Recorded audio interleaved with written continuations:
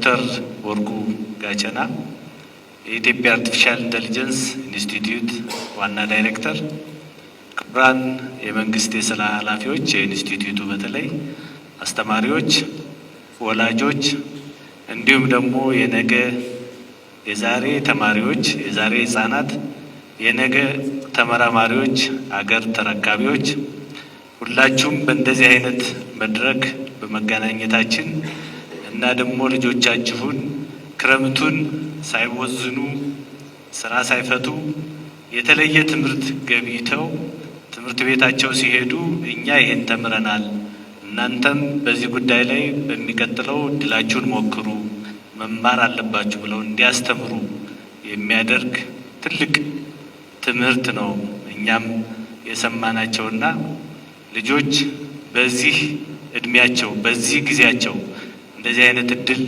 ማግኘታቸው እጅግ በጣም የሚያስደስት ነውና ሁላችሁም ለዚህ ያደረሳችኋቸው ወላጆችም ተንከባክባችሁ ለላካችሁ እንዲሁም ደግሞ ከምንም በላይ ህጻናት የነገዋን ኢትዮጵያ ሀገር ተረካቢዎች ትልቅ ተስፋ በቴክኖሎጂው ዘርፍ አጭራችሁብናልና ሁላችሁም እንኳን ደስ አላችሁ፣ እንኳን ደስ አለን በድጋሚ ለማለት እፈልጋለሁ። የሰመር ካምፕ በዚህ ዓመት አራተኛው ጊዜ ይመስለኛል። መጀመሪያ ሲጀመር 15 እስከ 20 ባሉ ልጆች የተጀመረ ነው። እያለ አሁን በዛሬው ዕለት 300 ታዳጊዎችን እያሰለጠን እያስመረቅን እንገኛለን። ይሄ 3 በጣም መሰረታዊ ጥቅም አለው። አንደኛው ሁላችሁም በለውጡ መንግስት ባለፉት 3 ዓመታት ሁሉም ነገር እየተሰራ ያለው ሰው ላይ ነው። በተለይም ደግሞ ታዳጊዎች ላይ አዲስ አበባ ከተማን፣ ክልል ከተሞችን፣ ትምህርት ቤቶችን፣ የተማሪ ምገባ እና ሌሎች ፕሮግራሞች ስታዩ ከዚህ በፊት የነበረው እኛ ያመለጠን ድል ልጆቻችንን ማምለጥ የለበትም። ከዚህ በፊት የነበረችዋ ኢትዮጵያ በድህነት፣ በኋላ ቀርነት፣ በግጭት፣ በጦርነት እየተነሳች የነበረችው ኢትዮጵያ ብዙ ዕዳ ያለባትን አገር ዕዳ ሳይሆን ምንዳ ለልጆቻችን እናውርስ በሚል ነው የለውጡ መንግስት እየሰራ ያለውና አንዱ ትልቁ ነገር ዛሬ በቴክኖሎጂው ዘርፍ አየን እንጂ አዲስ አበባ ላይ እና ሌሎች እየተሞካከሩ ያሉ ስራዎችን ስናይ ይዎች በሁሉም ዘርፍ በአትሌቲክሱም፣ በስፖርቱም፣ በቴክኖሎጂውም ትውልድ የመገንባት የተማረ ትውልድ፣ የነቃ ትውልድ፣ ነገ አገሩን የሚያስቀጥል ትውልድ፣ ተወዳዳሪ ተፎካካሪ ትውልድ የመገንባት አንዱ ተግባር ነው።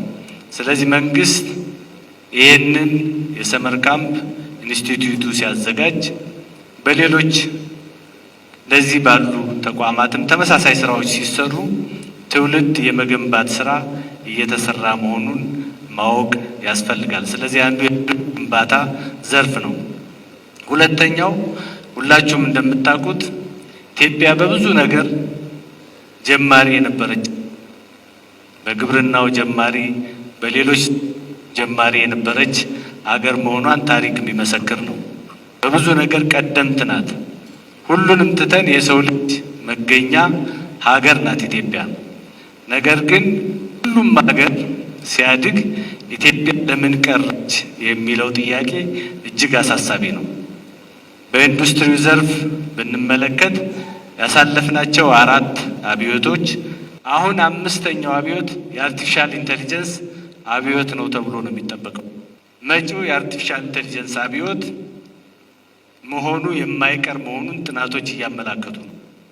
ስለዚህ በአርቲፊሻል ኢንተለጀንስ ከዚህ በፊት በ4ቱ ወደ ኋላ የቀረች ሀገር አሁን ባለው ቴክኖሎጂ ደግሞ ወደ ኋላ መቅረት የለባትም ከሚል ተነሳሽነት የመጣ ነው። አርቲፊሻል ኢንተለጀንስ ልጆች እንዳሳዩን የሮቦቲክስ ብቻ ሳይሆን በጣም ትልቅ የዳታ ትንተና አቅም የሚሰጥ አሁን ወታደር የትኛውም ቦታ ላይ የሰው አምሳል ሳይለብስ በቴክኖሎጂ ብቻ ተሰርቶ የሚዋጋ ሁሉ እስከ መስራት ደርሰዋል ሀገሮች። ትልቅ ዘርፍ ነው። የወደፊቱ አብዮት የአርቲፊሻል ኢንተለጀንስ አብዮት ይሆናል ተብሎ ነው የሚታሰብ። ስለዚህ ያመለጠንን እድል በማካካስ በኩል በአንድ በኩል እንሰራለን፣ በሌላ በኩል ደግሞ ለአዲሱ ቴክኖሎጂ መዘጋጀት ያስፈልጋል ከሚል ነው የአርቲፊሻል ኢንተለጀንስ ኢንስቲትዩት መንግስት አቋቁሞ እውቅና ሰጥቶ በእርግጠኝነት ከአፍሪካ በጣም ትልቁ ተቋም ነው። ሌሎችም እኛን እያዩ የጀማመሩ አሉ። ካደጉ ሀገራትም የሚስተካከል አይነት ከአንዳንዶች ጠጋ የሚል ነው። አሁንም ብዙ መስራት አለብን። ለዚያም ነው እነዚህ ወጣቶች በዚህ ተቋም ውስጥ የመጪውን የቴክኖሎጂ አብዮት መቋቋም እንድንችል ለማድረግ ነው ይሄን ስልጠና የተሰጠው። ሶስተኛው ሁላችሁም እንደምታውቁት መንግስት በተደጋጋሚ እንደተናገረው 5 የኢኮኖሚ ዘርፎችን ለይቷል። እነዚህ ዘርፎች ላይ ከፍተኛ የሆነ ስራ ከሰራን ሌሎችን ዘርፎችንም ይዘን እንሻገራለን። ሀብት ማከማቸት፣ ሀብት መሰብሰብና ሀብት መጠቀም የሚያስችሉ ናቸው ብሎ 5 ዘርፎችን ለይቷል። አንደኛው ግብርና ነው። ሁለተኛው ማኒፋክቸሪንግ ወይም ኢንዱስትሪ ነው። ሶስተኛው ማዕድን ነው። አራተኛው ቱሪዝም ነው። አምስተኛው ደግሞ የኢንፎርሜሽን ኮሚኒኬሽን ቴክኖሎጂ ዘርፍ ነው። የኢንፎርሜሽን ኮሚኒኬሽን ቴክኖሎጂ ዘርፍ ዛሬ እንዳየነው አርቲፊሻል ኢንተለጀንስ አንዱ ነው። የመጪው ዘመን አብዮት መሆኑ ብቻ ሳይሆን በመንግስታችን ኢንፎርሜሽን ኮሚኒኬሽን ቴክኖሎጂ ላይ ከሰራን ሁሉንም ዘርፎች የአገልግሎት አሰጣጥንም፣ የግብርናውንም፣ የማኒፋክቸሪንጉንም፣ የማዕድኑንም፣ የቱሪዝሙንም እና ሌሎች ያልጠሯቸውን ዘርፎችም ንግዱንም ማሳለጥ የሚያስችል እድል ይሰጠናል። ስለዚህ የዲጂታል ካውንስል ተቋቁሞ ሁሉም ነገር እጅግ በጣም በሚያስደንቅ ሁኔታ በፍጥነት የዲጂታል 2025 ስትራቴጂ ተግብረን አሁን 2030 ስትራቴጂ ተነድፎ ወደ መጨረሻው ምዕራፍ ላይ ደርሷል። በካውንስል ከታየ በኋላ በሚኒስትሮች ምክር ቤት ጸድቆ የሚሰራበት ይሆናል። ኢትዮ ቴሌኮም እና ሳፋሪኮም እንዲሁም ሌሎች ተቋማት በተለይ በሚቀጥለው 3 ዓመት እስከ 5 ዓመት ድረስ በሀገር ውስጥ ያለውን የዲጂታል ኮኔክቲቪቲ በከፍተኛ ሁኔታ እንዲያስፋፉ እድል ተመቻችቷል። ማስፋፋት ብቻ ሳይሆን ላፕቶፖችን፣ ትልቅ የዲጂታል ሊትሬሲ የሚያመጡ ጋጀቶችን ማምረት የሚያስችል ስራ እየተሰራ ነው። የፓስፖርት ህትመት ኦልሬዲ ጀምረናል፣ እዚሁ እየተሰራ ነው።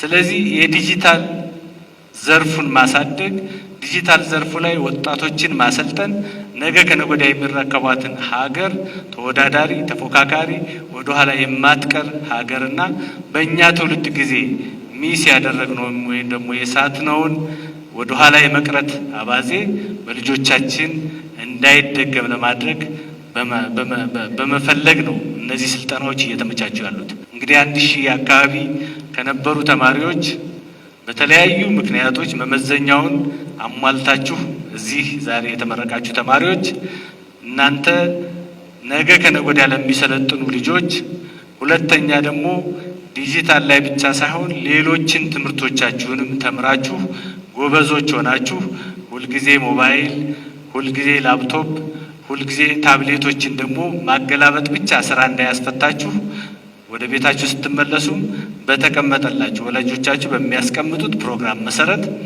ይሄንን የተማራችሁትን የበለጠ አበልጽጋችሁ ነገ ከነገ ወዲያ በዚህ ዘርፍ ላይ ተሰማርታችሁ ትላልቅ መሐንዲሶች፣ ትላልቅ ቴክኖሎጂስቶች እንደምትሆኑ ምንም ጥርጥር የለኝም። መልካም የስራ ጊዜ ይሁንላችሁ። በድጋሚ ኢንስቲትዩቱ ይህን እድል ሰጥቶ ተማሪዎችን በማሰልጠኑ ሊመሰገን ይገባዋል። ወላጆችም ልጆቻችሁን በክረምት እንደዚህ የማስተማር ባህል ከሚቦዝኑ ቁጭ ከሚሉ እንደዚህ ተምረው እንደገና ደግሞ ወደ ትምህርታቸው ሲሄዱ አዲስ አይሆንባቸውም። ይሄንን በማድረጋችሁ ወላጆችም ልትመሰገኑ ይገባል። መልካም ዓመት ይሁንልን። መልካም የስራ ዘመን፣ መልካም የትምህርት ዘመን ይሁንላችሁ ልጆች።